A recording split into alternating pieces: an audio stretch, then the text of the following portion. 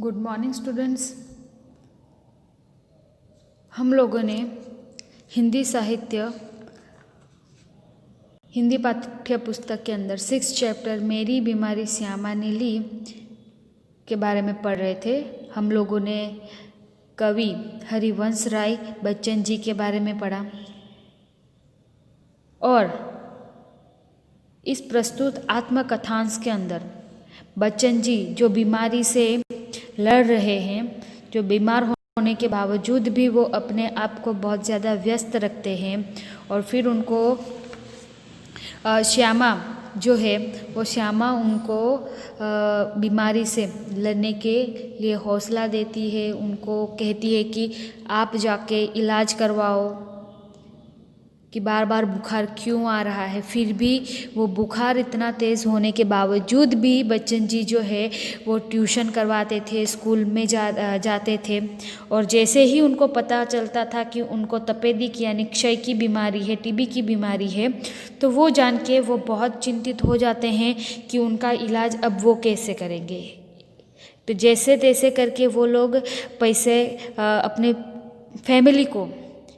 Family को सारा खर्चा पूरा हो सके उसके लिए वो काम करते थे, हमेशा अपने आप को बिज़ी रखते थे। और ऊपर से अभी ये बीमारी के लिए, इलाज के लिए उनको पैसे निकालने होंगे, तो वो बात सोच के वो और ज़्यादा चिंतित हो जाते थे। और आगे हम लोगों ने यहाँ तक पढ़ा। अभी आगे, मरने से मुझे डर नहीं था, वह मुझे कठिन भी नहीं लगा। कठिन लगा मरने के पहले जीना।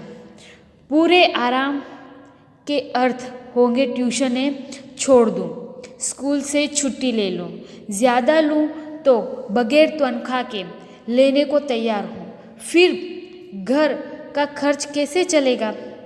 यहाँ पे बच्चन जी जो है वो कहते हैं कि मुझे मरने से डर नहीं लगता, मुझे सबसे अधिक कठिन तो यह लगता है कि मरने से पहले जो जीना है, अभी मुझे जिस बीमारी से मुझे लड़ना है, जीने से पहले मुझे, मरने से पहले मुझे जीना है। और जीने के लिए उनको ट्यूशनें छोड़नी पड़ेगी, स्कूल से छुट्टी लेनी पड़ेगी। ज़्यादा लूँ, अगर स्कूल से ज़्यादा छुट्टी ले लेते हैं बच्चन जी तो उनको तनख्वाह नहीं देंगे। फिर घर का खर्च कैसे चलेगा, यानी वो घर के अंदर खर्च करने के लिए वो पैसे कहाँ से लाएगा। सालिग्राम केवल अपनी तनख्वाह के बल पर घर नहीं चला सकते, कल उनकी बदली हो सकती है जब वे एक पैसा भी घर भेजने की स्थिति में न होंगे। महंगी महंगी दवाएं कहाँ से आएंगी। किताबों से आमदनी अनियमित और अनिश्चित है, कर्ज भी अदा करने को कम नहीं है। अभी यहाँ पे सालिग्राम जो है वो उनका भाई है, तो सालिग्राम जो भी पैसे कमाता है, जो भी तनख्वाह लेता है, उनसे उनका घर जैसे तैसे करके चलता है। और जब वे एक पैसे भी घर भेजने की स्थिति में न होंगे, यानी कि यहाँ पे बच्चन जी जब घर एक भी पैसे भेजने की स्थिति में न होंगे तो महंगी महंगी दवाएं वो कहाँ से खरीदेंगे, कि इतनी महंगी महंगी दवाएं जो तपेदिक के बीमारी के लिए होती है, वो महंगी महंगी दवाएं वो कहाँ से खरीदेगा। कि किताबों की आमदनी, कि वो जो बिक्री करते थे किताबों की, तो उस किताबों की बिक्री से पैसे जो आते थे वो तो अनियमित थे और अनिश्चित थे। कभी आए अच्छी तरीके से, किताबों की बिक्री हुई तो आमदनी अच्छी तरीके से आएगी, पैसे अच्छे तरीके से आएगी। अगर अच्छी तरीके से बिक्री नहीं हुई तो अनियमित तरीके से पैसे उनके हाथ में आएंगे। कर्ज भी अदा करने को कम नहीं है, यानी कि बच्चन जी के सिर पे कर्ज जो है वो अभी बहुत ज़्यादा है। और वो पैसे का कर्ज वो कैसे अदा करेगा, वो पैसे का कर्ज वो कैसे चुकाएगा। फिर आगे, तो श्यामा ने मेरी बीमारी सुनी तो वो काँप उठी, पर तुरंत संभल भी गई, दृढ़ भी हो गई। जैसे उसने पल भर में अनुभव कर लिया कि उसका कांपना मैं सहन नहीं कर सकूंगा। कि जैसे श्यामा को पता चलता है कि बच्चन जी को तपेदिक की बीमारी है, यानी कि टीबी की बीमारी है, तो ये सुनकर वो काँप उठती है। यानी कि अभी तो उसका इलाज, अभी के समय में उसका इलाज तो बन गया है। टीबी की बीमारी इतनी बड़ी प्रॉब्लम नहीं है, इतनी बड़ी बीमारी नहीं है, बट उस समय में तपेदिक की बीमारी यानी बहुत खतरनाक बीमारी मानी जाती थी, क्योंकि उस समय में ज़्यादा ऐसे पेशेंट्स नहीं होते थे और दवाएं भी बहुत कम बनाई गई थी। तो उसके कारण श्यामा जो है वो उस बीमारी का नाम सुनते ही काँप गई थी, पर तुरंत संभल भी गई। परंतु तुरंत वो अपने आप को संभाल लेती है।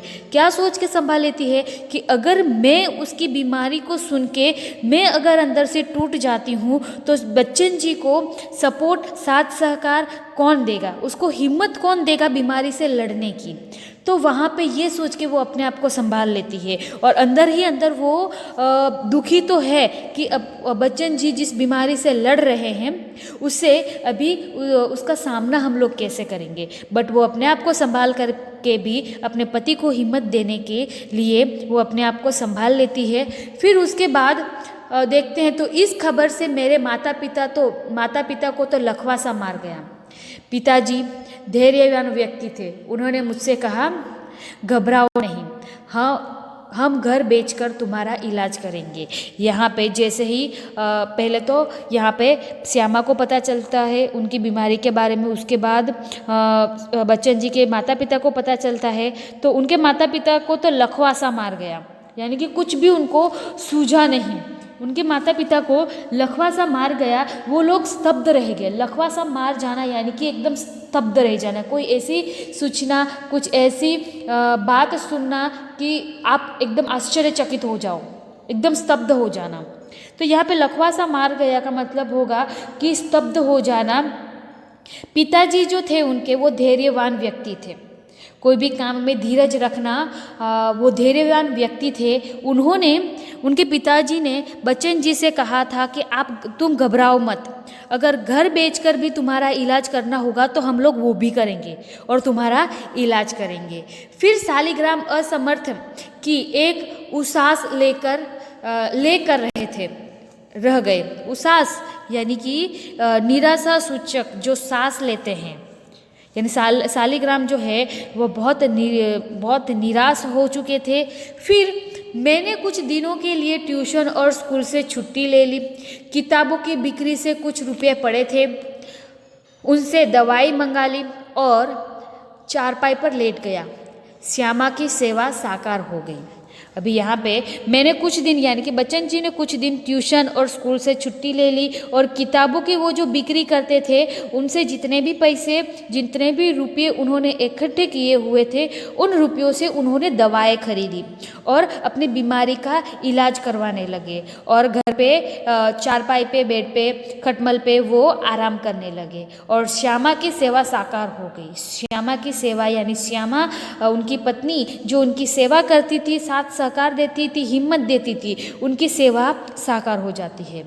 फिर आगे देखते हैं, डॉक्टर ने निश्चित होकर आराम लेने के लिए कहा था। जब बहुत कुछ करने को रहा था, चिंता के लिए समय ही कहाँ था। अब तो चिंता ही चिंता करने को थी। विशेष चिंता भी मुझे सिर पर चढ़े कर्ज की। यहाँ पे डॉक्टर जो है वो निश्चित होकर आराम करने के लिए उन्होंने कहा था और चिंता तो बिल्कुल भी करने के लिए नहीं, चिंता आपको बिल्कुल नहीं करना है, ऐसा भी उनको बोला गया था। जब बहुत कुछ करने को रहता था, चिंता के लिए समय ही नहीं था। जब बहुत कुछ, यानी कि वो जब बीमार नहीं थे तब उनके पास इतने सारे काम होते थे कि चिंता करने के लिए समय ही नहीं होता था। जब वो बीमार नहीं हुए थे, जब उनको तपेदिक की बीमारी नहीं हुई थी, उनके पहले की बात है कि जब वो ऐसे बहुत से कामों में व्यस्त होते थे तब उनके पास चिंता करने के लिए कोई विषय ही नहीं था।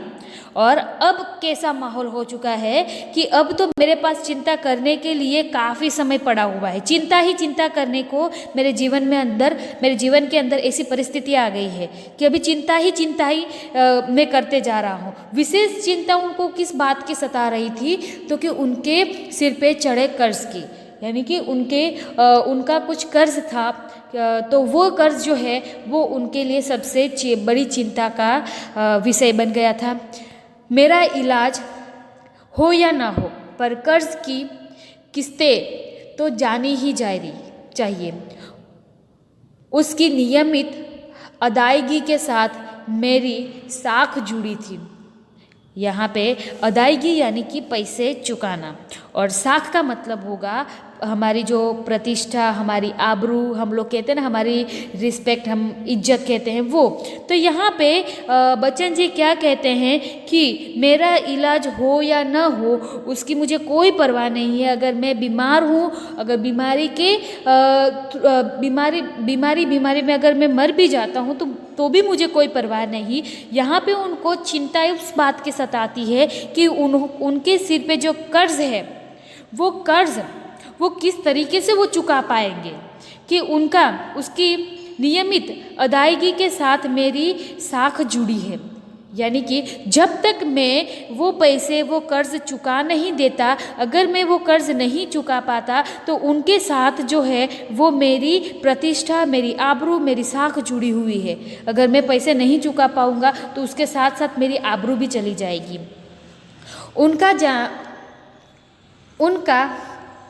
जाना मेरे मरने से पहले ही मेरी मौत होगी। यहाँ पे उनका जाना यानी कि उनकी रिस्पेक्ट, उनकी प्रतिष्ठा समाज के अंदर से अगर वो खो जाती है, तो अगर वो प्रतिष्ठा, वो साख, वो रिस्पेक्ट अगर वो चली जाती है मेरे जीने से पहले, तो वो मेरे लिए मौत के बराबर होगा। यहाँ पे क्या कहते हैं, अगर मैं जिंदा हूँ और उसके पहले ही मेरी प्रतिष्ठा, मेरी आबरू चली जाती है तो वो मेरे लिए मौत से पहले की मौत का परवाना होगा। वो ये बात कहते हैं, यानी मौत से ज़्यादा उनको अपनी आबरू, अपनी प्रतिष्ठा प्रिय है। श्यामा के लिए मैं पारदर्शी दर्पण था। पारदर्शी यानी कि आर पार जो हम लोग देख सकते हैं, वैसा दर्पण, मिरर था। उसने पूछा, किसी बात से चिंतित हो?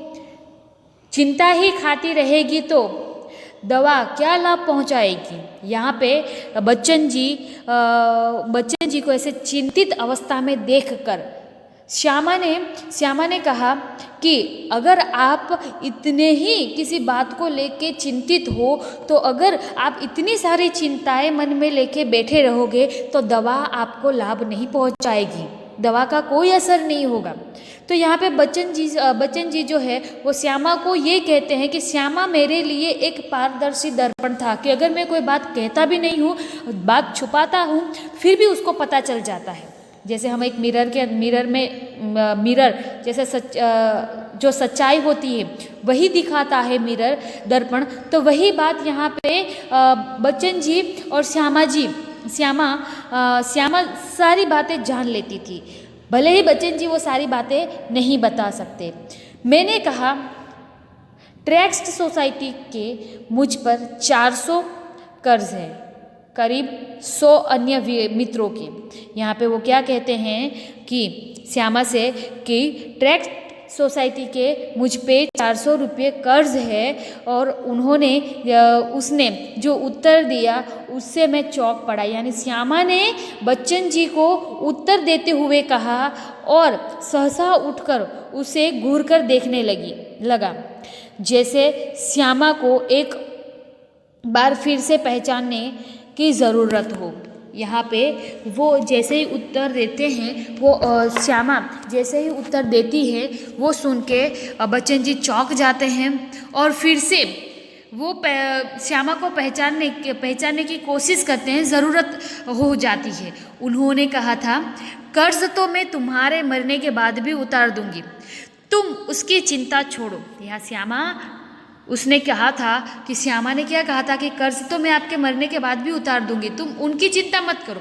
यहाँ पे मैं सोचने लगा, श्यामा ने वज्र ही अपनी छाती पर रखकर यह वाक्य कहा होगा कि यहाँ पे बच्चन जी जो है वो श्यामा के रिलेटेड वो मन ही मन सोचने लगते हैं कि शायद यहाँ पे श्यामा ने जो सेंटेंस बोला, जो वाक्य बोला कि कर्ज तो मैं तुम्हारे मरने के बाद भी उतार दूंगी, तो ये वाक्य बोलना इतना आसान नहीं था। श्यामा जो है वो हमेशा अपने पति के लिए दुआएं करती है, हमेशा अपने पति की सेवा के लिए तैयार तत्पर रहती है। अगर वही ऐसे वाक्य बोलेगी तो ऑब्वियसली किसी को भी बिलीव नहीं होगा। तो यहाँ पे वज्र ही अपनी छाती पर रखकर यह वाक्य उसने बोला होगा। वज्र यानी कि साहस से, बड़ी हिम्मत से, शक्ति का परिचय देते हुए ही ये वाक्य उन्होंने यानी श्यामा ने ये वाक्य तब बोला होगा। मुझे चिंता मुक्त रखने को वह क्या नहीं कर सकती थी। यहाँ पे मुझे चिंता मुक्त यानी कि बच्चन जी को चिंता मुक्त रखने के लिए श्यामा कुछ भी कर सकती थी। बस यहाँ पे बच्चन जी जो है वो किसी बात को लेके ज़्यादा चिंतित न हो, बस वही वो चाहती थी। मरने के लिए जो मैंने अपने आप को छोड़ दिया था वह मुझे एकदम गलत लगा। यह बच्चन जी पहले तो यही सोचते थे कि इस बीमारी में अगर मैं मर भी जाता हूँ फिर भी मुझे कोई परवाह नहीं है, वो ये सोचते थे।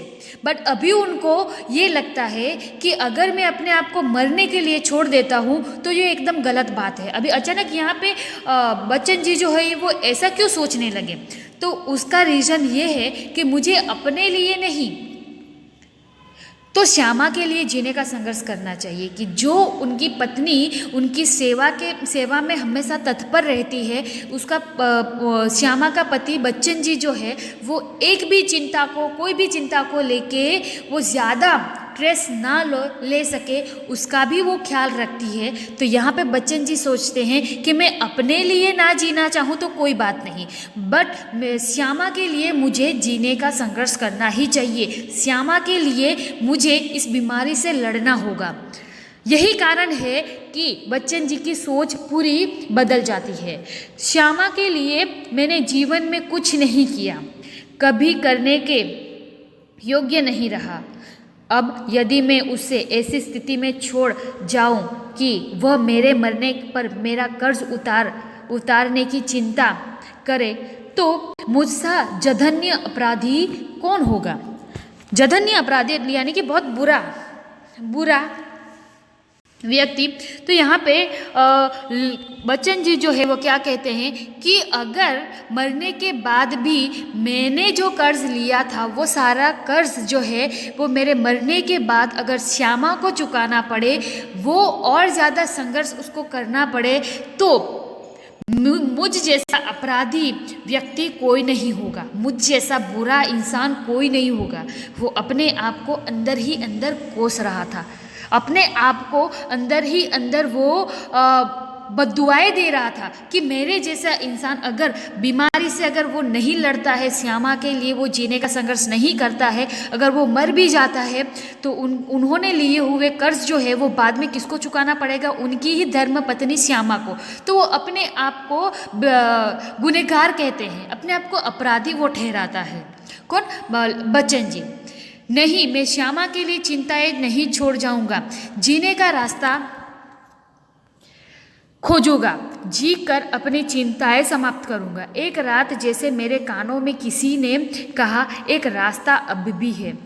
यहाँ पे फिर वो एक बात तय कर लेता है कि नहीं, मैं कोई भी हालत में मैं नहीं मरना चाहता, और श्यामा के लिए तो मैं चिंताएं बिल्कुल भी नहीं छोड़ना चाहूँगा कि मेरे मरने के बाद वो ढेर सारे चिंताओं का बोझ उठा ले।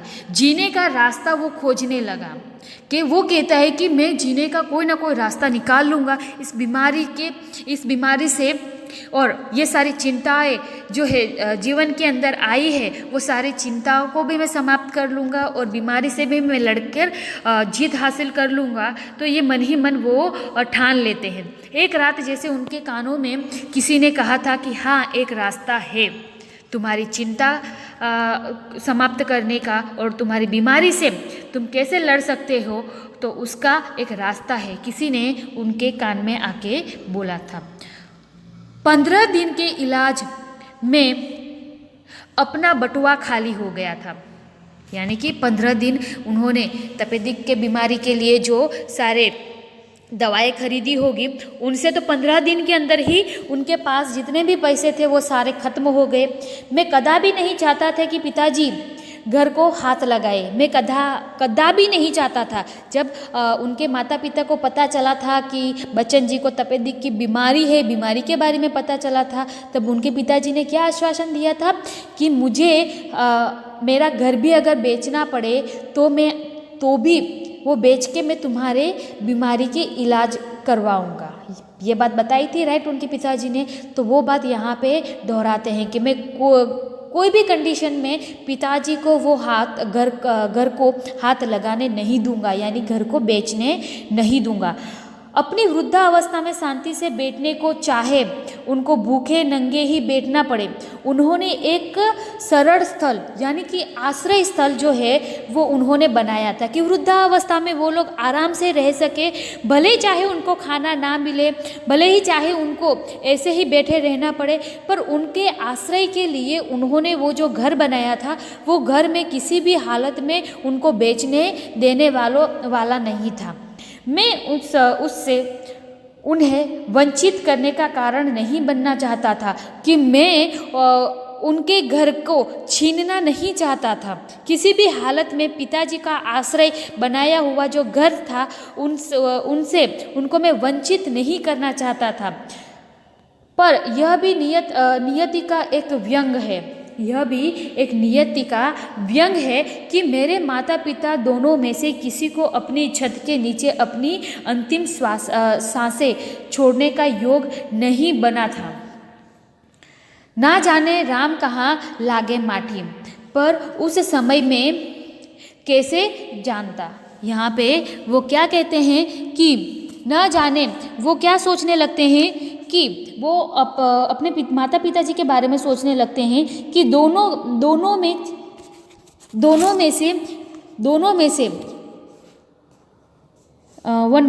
में से किसी को अपनी छत के नीचे अपनी अंतिम सांसें छोड़ने का योग नहीं बना था। कि यहाँ पे ना जाने राम कहाँ लाटे माटी, पर उस समय में कैसे जानता, यानी उस समय को मैं कैसे जान पाता कि माता पिता जो है वो घर जो है वो मेरे। यहाँ पे ना जाने राम कहाँ लागे माटी जो उक्ति जो है वो यहाँ पे बच्चन जी अपने माता पिता के लिए कहते हैं कि अंतिम दिनों के अंदर शांति से रहने के लिए उनके माता पिता ने जो घर बनाया था उनकी मृत्यु उस घर में न होकर दूसरी जगह पे हुई। तो उस संदर्भ में ये उक्ति उन्होंने लिखी है कि न जाने राम कहाँ लागे माटी। ओके, तो ये वीडियो यहाँ तक रखते हैं। नेक्स्ट समझौती चैप्टर की हम नेक्स्ट वीडियो में देखेंगे।